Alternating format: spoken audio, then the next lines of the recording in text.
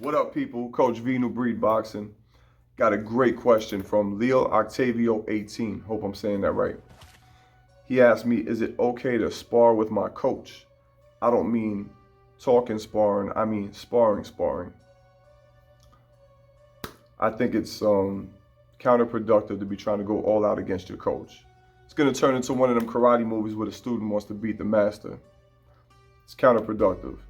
In the beginning stages, I think it's okay when you're first making the transition from the floor to the ring, because over time you're going to develop a false sense of security and you're going to be oblivious to where you're lacking defensively. So yeah, having a moving target, lightly moving around, as long as the both of you have a good even-keeled temperament, that's going to work.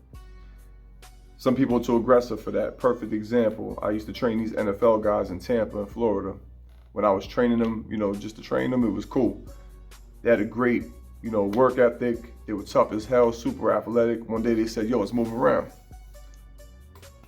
Nothing crazy, let's move around light. Every single punch they threw was to take me out.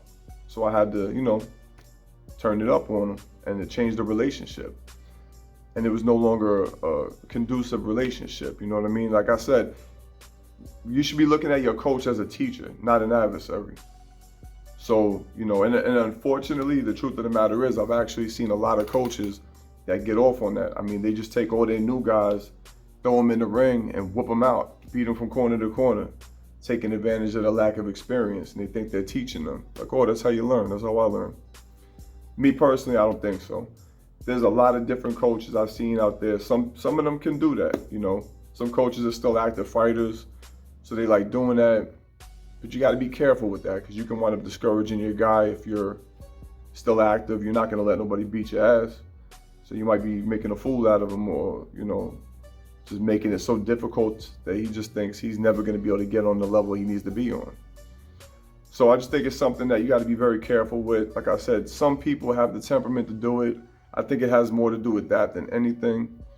But at the end of the day, you shouldn't be, even in the ring with your coach, past the basics. Like once you start getting the basics, down in sparring and getting your legs under you and starting to really learn your range.